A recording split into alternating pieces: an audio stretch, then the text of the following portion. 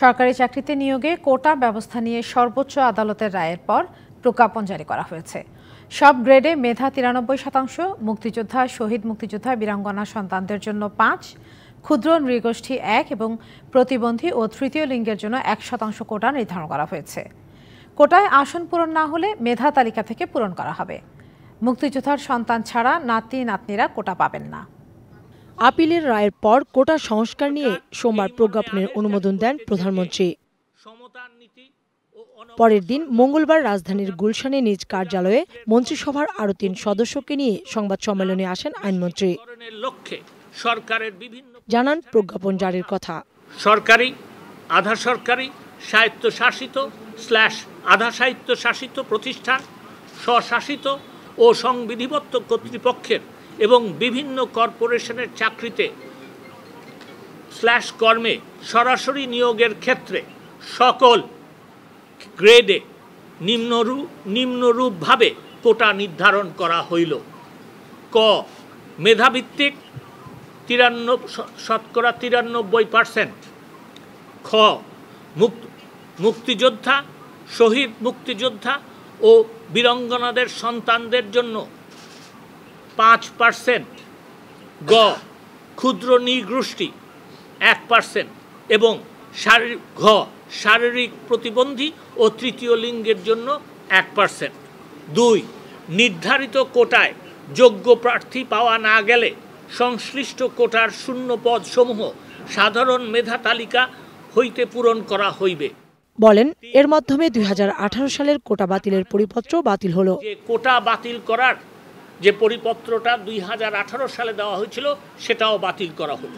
250-টিরও বেশি design option নিয়ে Walton smart fridge, বোঝে আপনার প্রয়োজন।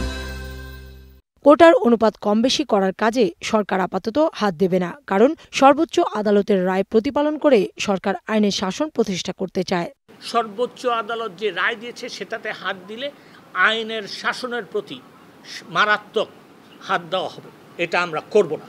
সহিংসতায় আহত সাধারণ শিক্ষার্থীদের চিকিৎসার দায়িত্ব নেবে সরকার এবং সাধারণ শিক্ষার্থীদের বিরুদ্ধে কোনো মামলা হলে সরকার তা বিবেচনা করবে বলেও জানান আইনমন্ত্রী। বিচার বিভাগীয় তদন্ত কমিটিও কাজ শুরু করেছে। সাধারণ ছাত্রছাত্রী যারা আহত হয়েছেন তাদের চিকিৎসার ব্যাপারে সরকার দেখভাল করবে।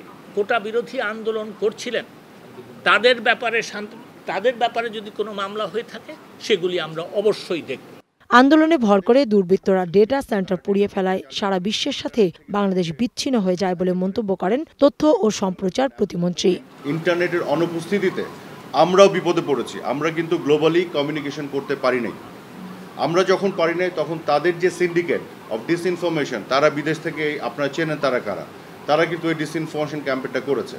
কথা বলেন অপপ্রচার নিয়েও, যে তাদের পরিকল্পনা অংশ হিসেবে ইন্টারনেটকে বাংলাদেশে এভাবে তারা ইন্টারাপ্টেড করবে, কাজে তারা কিন্তু ব্যাকআপ রেখেছিল আগে থেকে, তারা কিন্তু এগুলো পাঠিয়েছে।